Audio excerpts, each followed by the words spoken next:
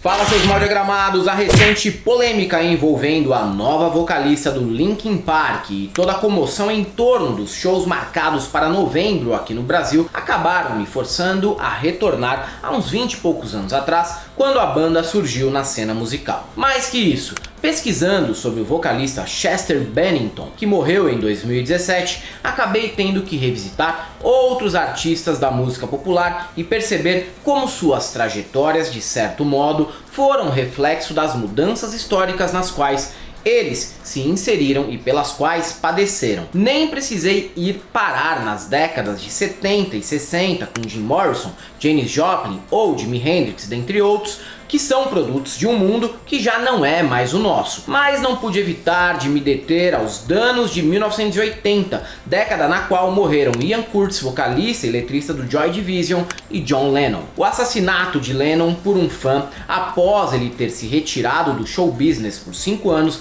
de certo modo confirmava a previsão do próprio John sobre as esperanças e anseios nascidos na década de 60 e no Flower Power, The Dream is Over. Mas se tem uma banda que ilustra como ficou o mundo após o fim do sonho, foi o Joy Division.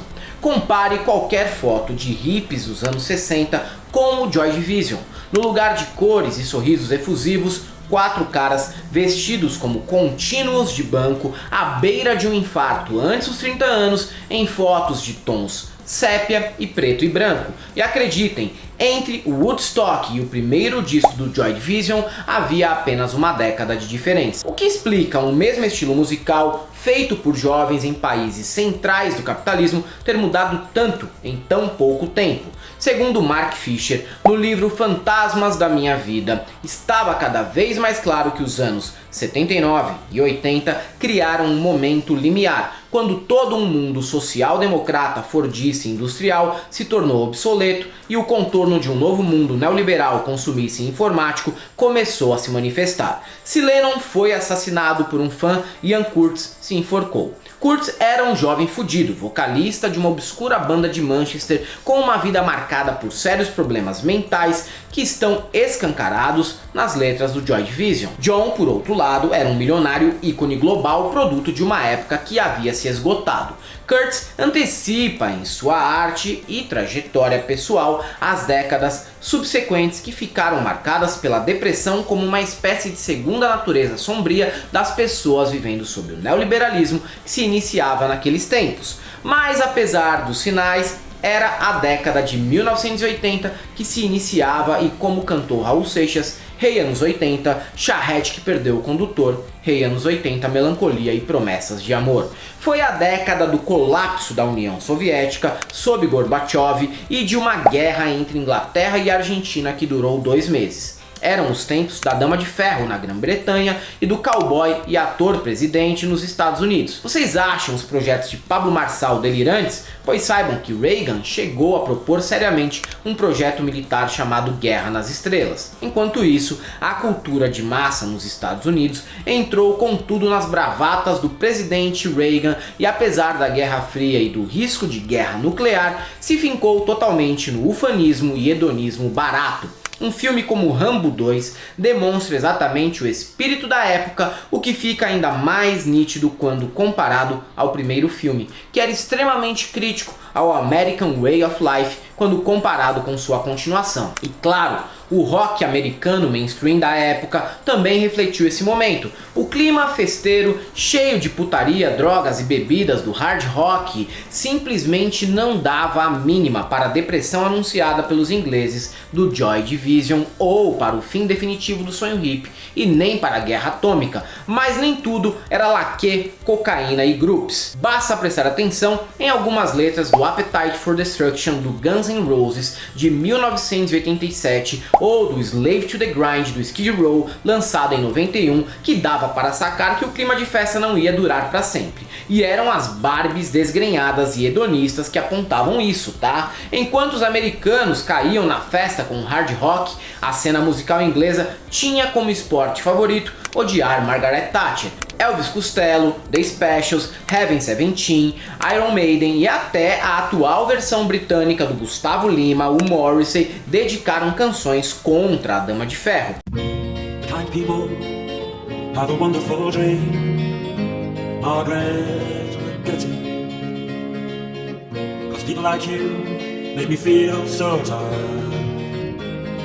When will you die? Logo, não é de surpreender a virada que o mundo deu, não só na política como na música no início dos anos 90. Em 91, o mundo foi abalado não só pelo fim da União Soviética, como pelo lançamento do disco Nevermind, do Nirvana. O mundo, segundo Hayek, Friedman, Chicago Boys, Reagan e Thatcher não poderia mais ser ignorado sob o disfarce dos cabelos armados e solos virtuosos de guitarra. A represa tinha rompido e o tsunami neoliberal começava, ainda mais sem nenhum projeto alternativo efetivamente presente no cenário global. O grunge, em especial o Nirvana e o Alice in Chains, representava o choque de realidade após uma década de negação na cultura pop. Depressão, desesperança, niilismo e adoecimento mental marcaram toda uma linhagem de músicos ricos e bem-sucedidos. Cobain, em suas dúvidas e hesitações diante do sucesso, se tornou um padrão exemplar desse novo tempo na história do capitalismo. Irônico pensar que, assim como o Joy Division continuou em uma versão alegre, descompromissada e dançante com o New Order, o Nirvana, de certo modo, continuou com o rock pop de arena, de tiozão, boa praça do Dave Grohl e do seu Foo Fighters, que gosta tanto de festa que meteu até um boneco fora do casamento aos 60 anos. Além disso, é bizarro olhar retrospectivamente e sacar que na mesma época em que o grunge nos Estados Unidos dava como respostas ao consenso neoliberal o desespero e a depressão, nos países nórdicos, completamente bem amparados por um estado de bem-estar social, garotos montavam bandas de black metal que, além de cometerem uma série de crimes, anteciparam em décadas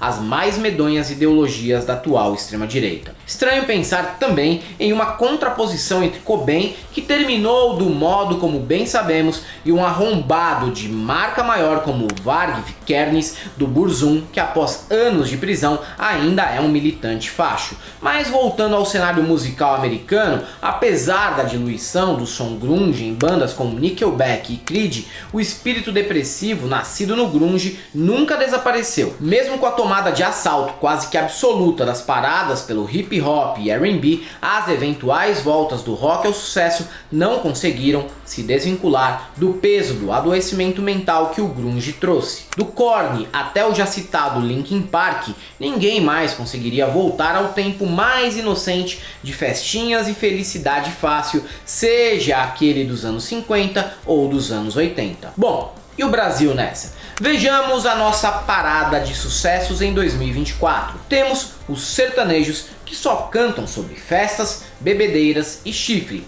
Temas muito parecidos com o hard rock dos anos 80. Temos o funk consciente, misturando pretenso papo de quebrada, doutrinação coach e pregação neopentec. E temos o louvorzão entrando nas paradas fora do circuito gospel. Ao mesmo tempo em que as pessoas parecem muito felizes cantando com Maiara e Maraísa e Gabriela Rocha, ou o trap consciente, viramos uma nação submetida ao uso irresponsável e massivo de antidepressivos. Temos pessoas metendo 300 zolpidem pra dentro e foda-se. Não estaríamos também em um processo de negação e fuga da nossa realidade? Ao que parece, a galera tá ingerindo Rivotril gotas sem receita médica, misturado com Monster sabor melancia, enquanto fecha os olhinhos e canta Deus cuida de mim, do Kleber Lucas. Não é à toa, tá todo mundo pedindo socorro mesmo. O cantor gospel Gessé Aguiar, o que é surpreendente no meio evangélico,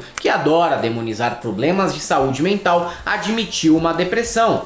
Zé Neto admitiu há poucas semanas sua doença e resolveu dar uma parada de alguns meses na carreira, e estamos falando aqui de um cara de sucesso nacional e milionário. Mas assim como nos Estados Unidos dos anos 80, estamos, ao que parece, em um processo de negação generalizado, o que se percebe mesmo em detalhes insuspeitos das religiões neopentecostais, mas não só nelas. Já viram como a imagem de Cristo utilizada por essas igrejas sempre é cheia de majestade ou é relacionada ao leão ou como um rei? Caralho, o cara foi crucificado entre ladrões e fez o sermão da montanha e é representado atualmente como um magnífico precursor de todos os coaches, cheio de dicas para se ficar rico. Os crentes adoram se afirmar como contra tudo que está aí no mundão, mas são o grupo social que mais se submete a tudo que o mundão oferece, desde que não atrapalhe o poder de pastores, é claro. Vivemos em uma profunda negação da nossa miséria atual. Viramos não só negacionistas ambientais ou científicos.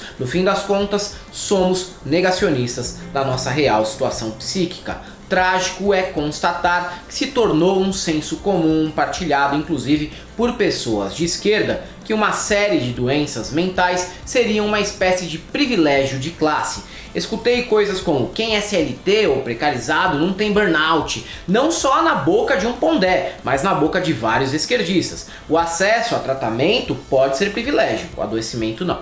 E essa retórica é cruel, e muitas pessoas, diante de um caso de depressão, se recorrem à imagem da mítica vovozinha que tinha que lavar roupa e cuidar dos 10 filhos na roça e que por isso não tinha tempo para adoecer. Será que quem solta uma dessas realmente prestou atenção na história de vida da sua querida vovozinha? Diante dessa escrotidão generalizada, eu nem vou tentar argumentar, mas apenas sugerir a leitura do clássico sobre luta anti-imperialista, Os Condenados da Terra, de Frantz Fanon. Se depois dessa leitura alguém que se considera de esquerda permanecer com a mesma opinião sobre distúrbios mentais e luta de classes, indico fortemente a filiação ao PL. Eu sei que muitos seguidores depois desse vídeo vão reclamar: putz, outro vídeo deprê da Galãs Feios em pleno domingão à noite? Como se não bastasse eu ligar a TV e encarar o Domingão do Hulk? Eu não vou tentar contradizer essa impressão, afinal, depois de uma semana chibirando e desfilando figuras como André Raspa-Caneco, Alexandre a Rola do Edu Guedes Correia ou Mário Cadê Meu Corega Gomes, nos sentimos meio que na obrigação de dar um leve tranco no nosso público, só para dar aquela motivada antes da segunda-feira. Mas não nos considere apocalípticos, por favor. Na real, nossa vibe é mais próxima do filósofo Timothy Morton. Abre aspas. O fim do mundo já aconteceu. Pulverizamos DDT, explodimos bombas nucleares, mudamos o clima. É assim que as coisas ficam depois do fim do mundo. O fim da história não é de hoje. Estamos vivendo o começo da história. Estamos só começando, como quem acorda de um sonho. Enquanto coaches receitam banhos de água fria como uma primeira etapa no caminho de uma vida milionária, nós da Galãs Feios, temos até livro com o título Amanhã Vai Ser Pior, gostamos de praticar outra ducha de água fria, a da realidade. É isso aí, galera. Pra quem gosta do nosso canal, faça nosso apoio, seja membro Pix e Conta Jurídica, caso vocês queiram, e possa fazer uma colaboração para que a gente continue por aqui produzindo conteúdo para vocês. Não esqueçam de seguir a gente também no Instagram, no TikTok, no Blue Sky e no Threads. Também confira o nosso curso no ICL e as nossas camisetas no site da El Cabriton. E para todos aqueles que queriam terminar o domingo em alto astral, só temos uma coisa para te dizer: não passarão.